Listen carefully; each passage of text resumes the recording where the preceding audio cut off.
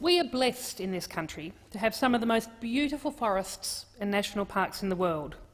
And in the past 3 weeks, I've been fortunate to tour some of them.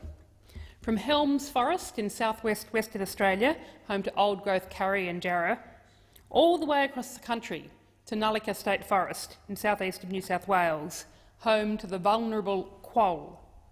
I met with conservationists, forest advocates and community members who each had their own story about the ongoing impact of logging and habitat loss on the wildlife and forests around Australia.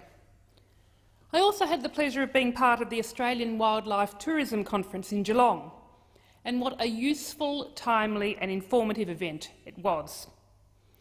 Combining my work in both tourism and forests, I talked about the intersection of tourism, the environment and policy, and provided a political perspective on nature-based and wildlife tourism. Nature-based tourism has the potential to be politically controversial because it depends on natural environments where there are conflicts over land and resource use.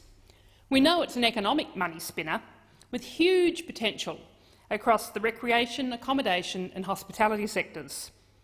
We also know that people want to travel to and around Australia to see our iconic beaches, outback, bushlands and forests. But the ways they are planning their holidays are changing, including a growing environmental awareness, influencing the choices about where and how they will travel.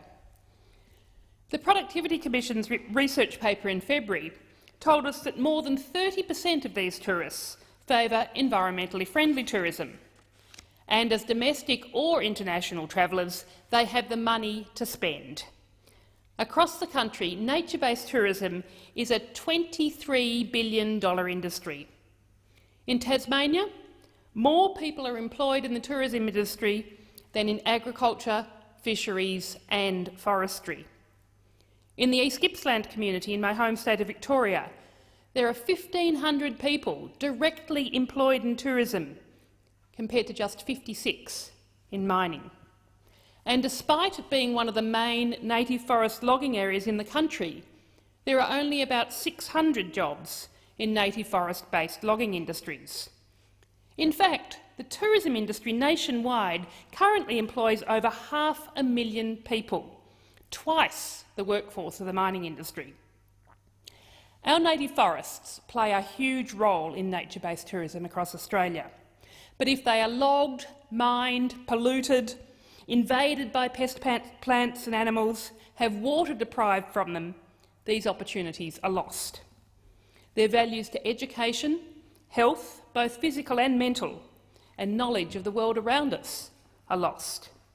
And there are huge costs to the community as their value as water and as carbon stores dissipate. We must protect our environments, our heritage and our special natural places as part of building a sustainable economy into the future. Nature-based tourism that preserves habitats and the biodiversity of precious ecosystems and improves the economic prosperity of local people and communities is a very important part of this new economy. Part of my forest tour around the country included a trip to the Jamari Cockatoo Rehabilitation Centre with the Western Australian Forest Alliance and my colleagues Senators Ludlam and Siewert. This sanctuary is home to the forest red-tailed black cockatoos, as well as Carnaby's and Bowden's cockatoos, which have been listed as vulnerable and endangered by both the state and federal governments because of habitat loss. The wildlife carers at Jamari have been rehabilitating threatened cockatoos and releasing them into the neighbouring Helms Forest for more than 20 years, which provides the last high-quality cockatoo habitat in the region. And despite pleas for the forest to be protected, a large section of it was intensively logged earlier this year.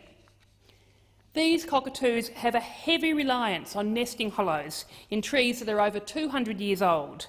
But these ancient trees are still being destroyed for low-value products like firewood, charcoal and wood chips, and plans to keep logging them means that they'll never have a chance to regrow.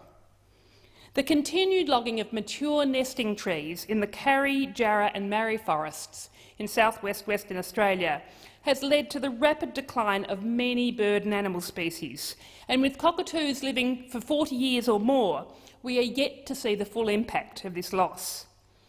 The loss of nesting hollows and reduced numbers of young birds won't be obvious until the older birds die off and the numbers crash.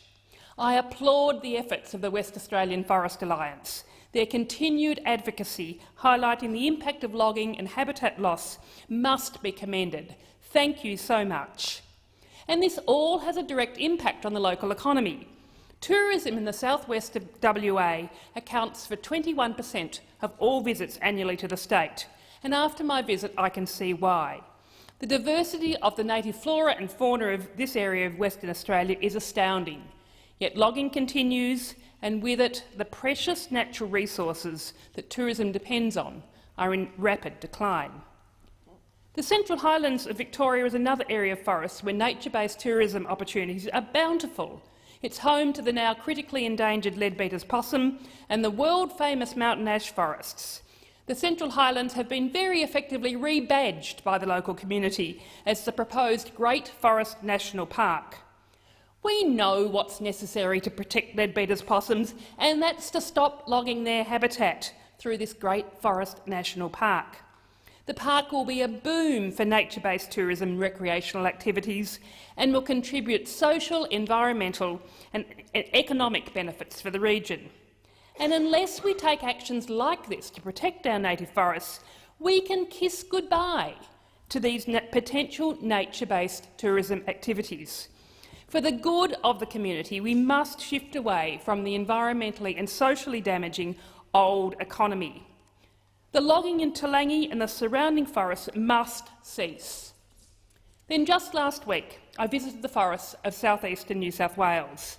Talking with forest advocates and conservationists, I was struck by the fact that I was hearing the same story over and over again, a story so similar to what I'd heard in Western Australia, Victoria and Tasmania. Our native forests are worth more standing than logged. In the Glenbog forest, over 100 wombats were buried alive by logging operations last year, despite local wildlife carers having identified and mapped their burrows and given this information to the Forestry Corporation. And people like Marie and Ray Winan from the Durake Wildlife Refuge highlight the plight of the Glenbog forest wombats. Their work is invaluable in creating and maintaining local tourism. The proposed Great Southern Koala Sanctuary is a fantastic initiative that will also offer long-term protection to koalas across the region. And you just have to look at images of Australia found in other places in the world to see that koalas benefit the Australian economy. The New South Wales government themselves estimate that koalas create over 9,000 jobs and contribute between $1.1 billion and $2.5 billion per year to tourism in Australia. Yet, just like the black cockatoo in WA, the Leadbeater's possum in Victoria and the swift parrot across eastern Australia, habitat loss presents the greatest threat to the survival of the koala. And right now, koala populations across Queensland, New South Wales and the ACT are listed as vulnerable to extinction under the Environment Protection and Biodiversity Conservation Act. Yet the logging continues, removing thousands of hectares of prime koala habitat. Regional forest agreements are the enemy of the amazingly diverse plants and animals that make up and live in our forests across the country.